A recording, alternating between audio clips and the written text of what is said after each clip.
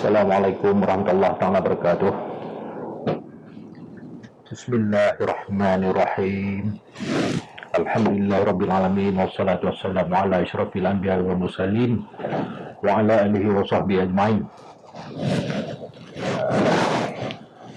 Pertama sekali saya nak kenalkan diri lah. Saya ni nama Muhammad bin Mat Yakim. Bukanlah seorang ahli sejarah, tapi saya seorang peminat sejarah, terutama sejarah yang melibatkan negeri kelahiran saya, iaitu Kedah Darul Aman.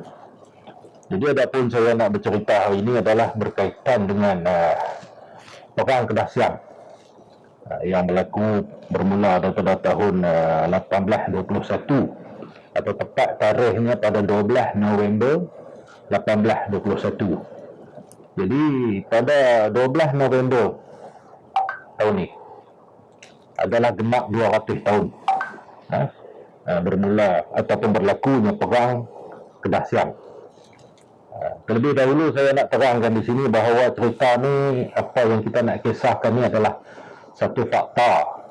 Dia bukanlah kata satu provokasi perkauman, walaupun apabila kita ceritakan hal yang sebenar, dia mungkin membabitkan hubungan antara kaum. Jadi saya nak minta maaf lah kepada kawan-kawan saya yang ramai daripada keturunan Siam di negeri Kedah ni, dan juga keturunan lain, orang Cina dan sebagainya. Tapi fakta adalah fakta, dan sejarah adalah sejarah. Kejadian yang pernah berlaku lebih kurang 200 tahun dulu, yang mana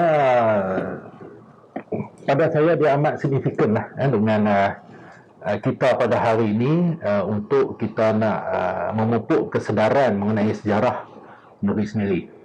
Sejarah kepahlawanan orang Kedah ni sebenarnya memang adalah sangat hebat, tapi dia tak banyak diceritakan dalam perkaitan sejarah negara.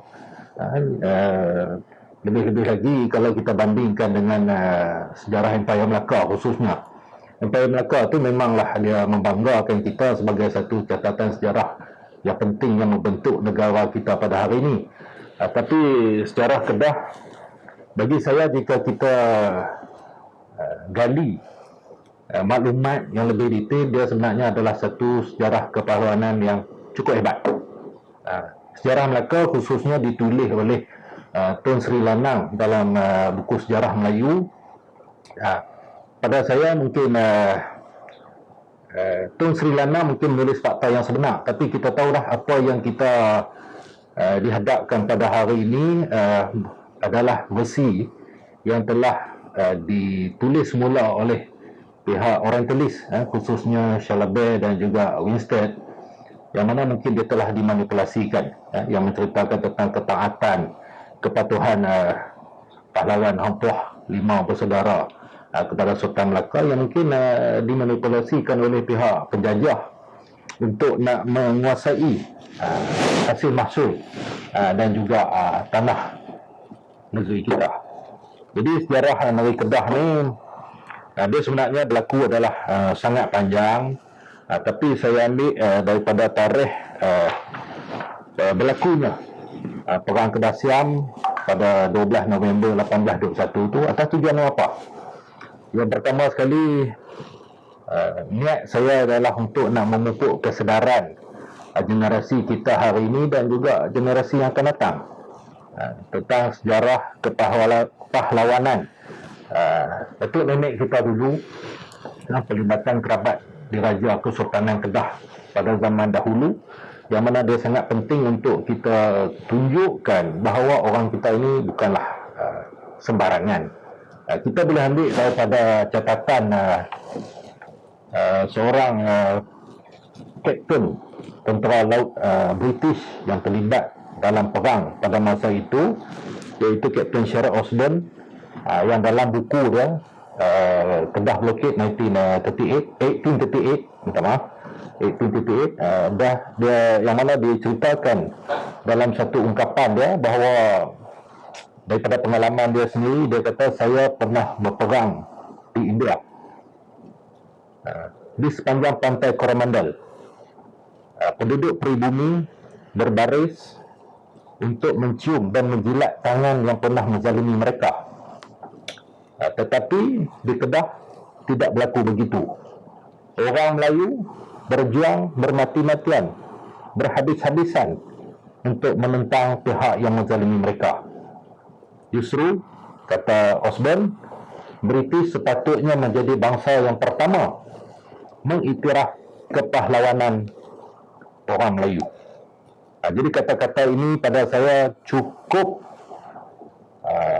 merupakan satu pengiktirafan terhadap kepahlawanan perjuangan orang Kedah pada masa itu untuk menentang penjajah British.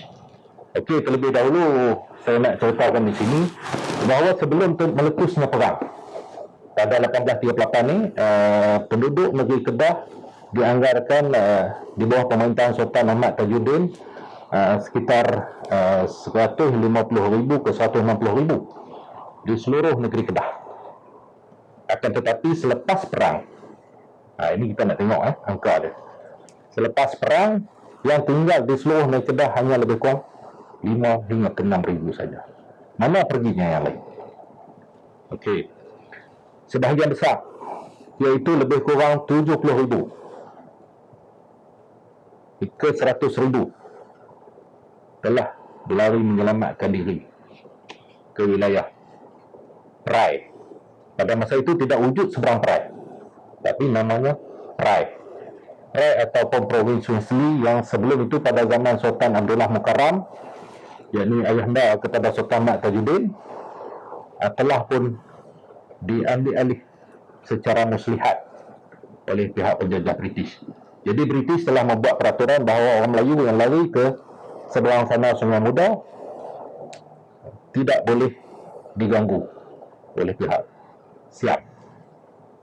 Okey. Bagaimana pula bentuk penyiksaan?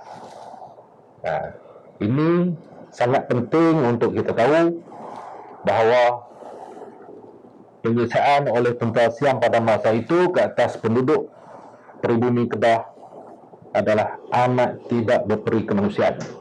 Diungkapkan dalam The Kedah Blockade 1838 itu bahawa salah satu daripada bentuk siksaan itu ialah tahanan, yakni penduduk tempatan telah ditelanjang bulatkan, diikat dan ditolak masuk ke dalam pegedul pokok mati. Pegedul pokok mati, pokok besar lah, yang mana mereka telah lumurkan dengan lemak binatang untuk mencegah daripada kayu itu terbakar, ditolak masuk ke dalam tu dan dinaikkan umbun api di sekeliling pondok pokok itu. Namanya dibakar dan sampai masak, mereka tarik keluar. Masa ditolak tu dia hidup, ditarik keluar dan kemudian dihirup, dimakan. Cannibal. Ya, pada masa itu. Okey. Yang kedua, wanita hamil mereka jadikan sebagai perjudian. Yang ini mereka bertaruh anak dalam perut kandungan itu, sama ada lelaki atau perempuan, dibelah perut, ditarik keluar janin, dan itulah mereka berjudi. Okey. Yang ketiga, bentuk siksaannya apa? Diikat dalam keadaan telanjang bulat, dibawa masuk ke dalam payah bakau di mana ada duri. Maksud sejenis duri tak silap saya duri nibung. Duri itu dalam semalaman dia akan tumbuh 1 inci ke 2 inci, ditusuk masuk ke dalam lubang dubur dan didudukkan di situ mangsa ni, dibiarkan tumbuh sampai menembusi usus hingga mati di situ. Ya, begitulah kejamnya penyiksaan-penyiksaan yang dibuat oleh tentera Siam ke atas penduduk pribumi Kedah pada masa itu. Selain daripada itu, ada juga yang diletakkan dalam keadaan berbaris, yang lakinya dilubangkan di keting, kemudian diikat dengan rotan secara berbaris supaya mereka tidak berpecah ataupun tidak dapat melarikan diri dan dibiarkan terikatlah sampai beratus ataupun beribu orang, kemudian dipaksa berjalan. Dipaksa berjalan tu ke Ligor ataupun Nakhon Sitamarat pada hari ini. Saya pernah pergi ke Nakhon Sitamarat tu dengan kereta saja pun setengah hari perjalanan. Bayangkan orang kita pada masa itu dipaksa untuk berjalan. Manakala yang wanita pula ditebuk di cuping telinga dan juga diikat dengan rotan dalam keadaan berbaris, dipaksa berjalan ke Ligor. Ada yang katanya sampai ke Bangkok. Wallahu a'lam.